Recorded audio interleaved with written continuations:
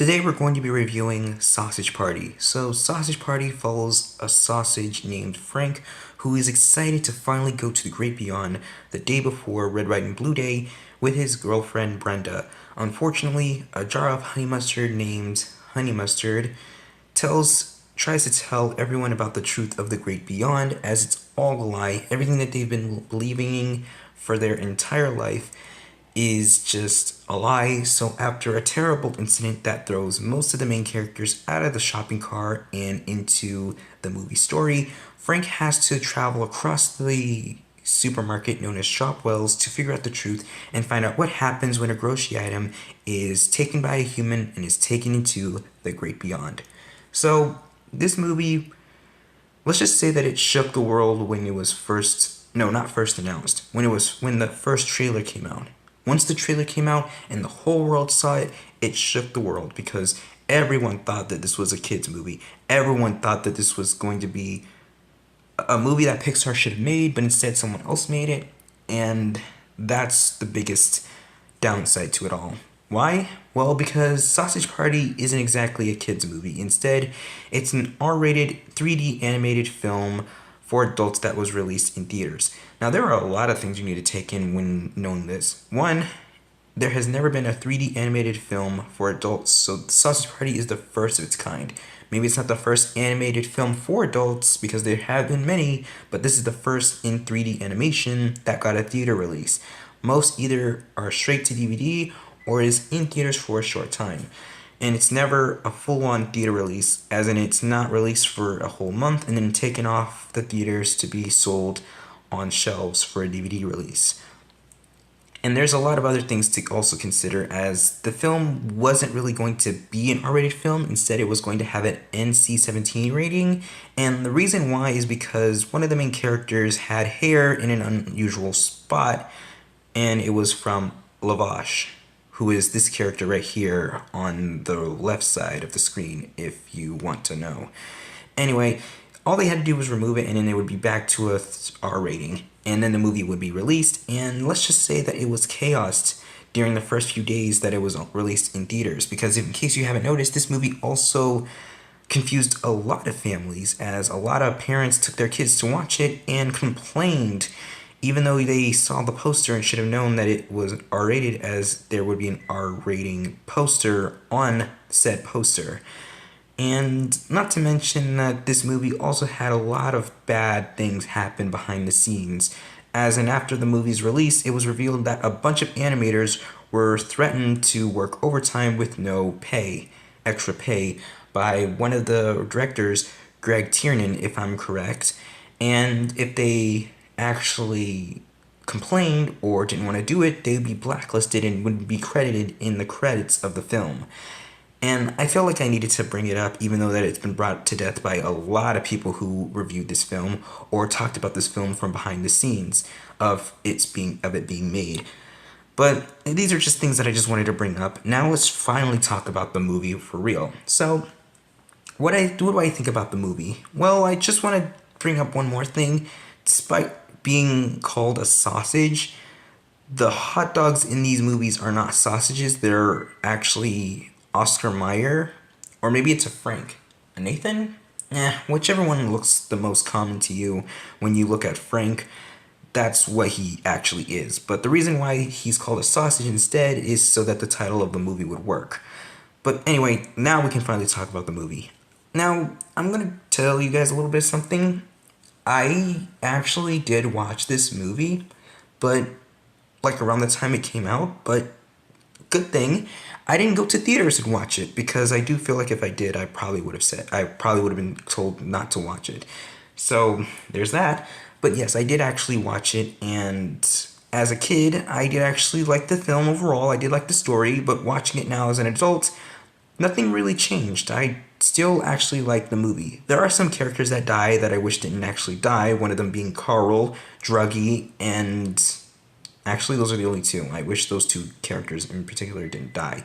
Carl, because he's one of Frank's best friends, and how many movies you've seen where the main character has at least two best friends and one of them actually die? I mean, if it was one of those shows or movies where it was a story-driven movie franchise, then I guess it would have made sense. But no, that's never really happened. At least I don't think so. I guess if it was one of those films, then yes, but no. And then there's Druggy, who was one of the only characters in the movie, well, one of the first characters to be able to see the characters actually move and talk through a drug known as bath salts. And I kind of wish that he wasn't killed off, at least until he had an actual character arc where he helped the food win, and that's basically it. Anyway, I just wish Carl didn't die because, well, I felt like it made sense for him to stay alive, but I actually read the original script, like the first draft of the script, and he was always supposed to die. So this was a no-win situation. But all in all, I did actually like the story. Frank apparently is one of the smartest characters in the show. No, not the show, the movie. Not like smarter than Gum, who is a parody of Stephen Hawking's, but I guess he's the second smartest. I do love his character arc, and he does very much have main character syndrome when you watch the whole movie. As soon as he learns that through the information of Honey Mustard, that everything is a lie, he wastes no time figuring out the truth. He goes to Firewater, he is told everything that's going on, and then he goes on a journey to the Dark Aisle, which is, I believe, in the very back of the store, where a lot of utensils and hardware and pluggable utensils are actually located. So ovens, microwaves, knives, forks. And he finds a cookbook that basically shows everything.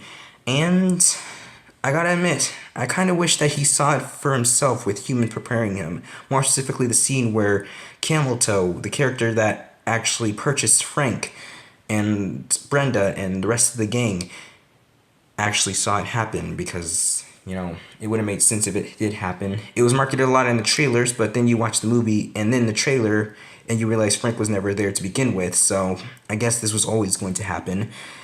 And we also have Brenda as a character who, despite being the main character's love interest, there's nothing really much to say to her. It seems like she's the plot device that is like, yeah, she hears what Frank is saying, but refuses to believe what he's saying. And we also have this rivalry. I mean, like every main group needs at least two characters bickering over their differences, which is Sammy and Lavash, who is fighting over supremacy. No, not supremacy. Leadership? Leadership? Yeah, I'm just going to go with leadership over their aisles, as the Bagels and the Lavashes are fighting for territory. Yes, that's the word, territory over their aisles. And over the course of the movie, once they come home, it seems that they are kind of regretful of being enemies, as it seems that they have actually enjoyed their time together from the time they fell out of the cart to the time that they've finally gotten home, which I guess makes sense. In the final battle, we don't really see much of them at all. Sure, they help the main characters get away by throwing ladles in the final battle, and actually lit a match that killed the main villains. Oh yeah, I definitely need to bring up the main villain. The main villain of the story is a feminine hygiene product, and judging by the film, he is the last of his kind in Shopwells. And I'm not gonna pull any punches. He is a douche. That's what he is. He's an actual douche. And his journey throughout the entire film seems like he's less of a villain to me and more of an antagonist, a force that the main characters have to face. But unfortunately, douche only faced these characters like once after he got out of the Saving Private Ryan scene, and again from the saloon scene, and again when they were behind the shelves, and one more last time in the final battle. Now, I know that sounds like a lot, but when you watch the movie, you'll understand that he doesn't interact with the main characters much in the film. Speaking of interactions, there's not a lot of interactions with these characters. Like, for example, Frank meets Teresa, but not exactly. Like, he doesn't get her name. Barry doesn't interact with Sammy or Lavash at all, despite technically being part of the group. And yeah, you kind of get the point here. Douche doesn't really get to meet Barry either at all. And it's just weird to have these characters meet each other in these final battles, but they don't actually interact much. But you just kind of have to admit that they're part of the group now. They know each other. It's just not shown anymore. So, in all honesty, another thing about this film is that I kind of wish that Seth had a better understanding of who's the main character, because when you watch the movie, you think Barry's the main character because he's the deformed outsider.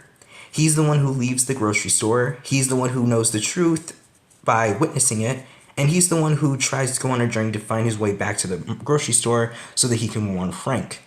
And that is actually true because it was revealed that Barry was, in fact, the main character of the film. It's even shown in the early drafts that he's somewhat of a chosen one that was prophesized to save Shopwells from the great beyond. Well, the gods, because the food sees them as gods. But it still kind of happens. He's just not the chosen one anymore. And by having Frank be the main character, he does kind of work. I just wish that he saw it in firsthand of what the outside world is like. And we also meet a group of food characters who were mutilated bite by bite by Druggy, who ate them partially. Like we have a sandwich missing his private parts, an Oreo cookie missing their half body, a barely drinking soda can, and we also see a pizza missing his bottom half. And despite being very important characters in the final battle, seeing as to how they helped Barry get back home, they were killed off rather quickly. And when you watch the movie, you kind of understand why. It's just so that everyone in the grocery store can see what monsters the gods are, humans are. And honestly, I guess that makes sense. I mean, they did end up helping Frank, Barry, Brenda, and Gum fight the humans. And overall, I guess it was actually a pretty good movie. I just wish that we saw a fight between Frank and Douche because they did not fight each other at all. I feel like that moment where Barry made that rocket to kill Darren the Dark Lord and Douche was created by Frank. I feel like it just made more sense, you know? But I still like the movie. There is a dance party scene at the end of the movie, except it's not a dance party scene. All you need to know is that it was a lot. Watching it as a kid, it was a lot. And watching it the second time, you better believe I skipped that part. And the movie does end with the characters realizing that they're actually characters in a movie, and they go into a portal to meet their voice actor counterparts, so human counterparts. And I feel like this is one of those endings that shouldn't have happened. I feel like the movie should have ended with them realizing there are more gods out there because it is Earth and humans are quite vast. Just because they killed everyone in the grocery store doesn't mean they technically won. So I feel like it should have ended with them leaving the grocery store to find more Shopwell's markets to warn them about the terrible truth. But all in all, I still enjoyed the movie. It was still a pretty good film. Despite being the first 3D R-rated animated film, I wish that there was a sequel. Instead, we got a TV show that kind of contradicts how the movie ends, but it does go in the direction I think that the movie should have ended. So I guess there's that. And there are a lot of other things I wanted to bring up, like the overabundance of killed characters. Like I know I brought up how I didn't like that Carl and Druggy died, but I also didn't like that Honey Mustard died. I feel like he would have been a very useful character to Frank in his journey, and the underused characters of the non-perishables such as Fire, Water, Grits, and Twink. I feel like they should have been there to help Frank get to the Dark Isle and help him warn everyone. I guess it makes sense when you realize that they are the characters that gives Frank the exposition, but I feel like they should have had more to do in the story than to just tell him the Great Beyond is a lie. So all in all, going back to the film as a whole, I actually enjoyed the animation. I love that it was purposely made to look like a Pixar film because Toy Story was their chose inspiration to make the film, something in that nature. And I do love how the twist that it made the misconception that it was a 3D animated film for kids, but really it was for adults. And I really do love the development of the characters, despite my problems with them. And I do actually like the overall story of the film. Even though that the story of the film itself is just multiple story arcs happening after the first 10 minutes of the movie, I still enjoyed it overall. So You can imagine how excited I was to finally review this movie after all this time. But with that said, here's my rating. I'm going to give the story a 9 out of 10 because I felt like we should have had a much more solid story instead of just constantly flipping to see what Frank is doing, what Douche is doing, what Barry is doing, what Brenda and her team is doing. That's like four storylines happening constantly, and I feel like we should have just saw what Frank and Barry was doing, or maybe just Frank and Brenda, or something, instead of just having all these storylines come together. Like I said, I still like the story. This is the main reason why it's at a 9 out of 10. So the movie itself, I'm also going to go ahead and give it a 10 out of 10. I'm going to give it a 10 out of 10 just for that reason. I don't really have much of a solid reason other than I enjoyed it, I loved it. Everything about it is okay. I can push all of these flaws out of the way because in the end, when I watched the movie from beginning to end, it didn't fail to make me laugh. So that's the reason it's at a 10 out of 10.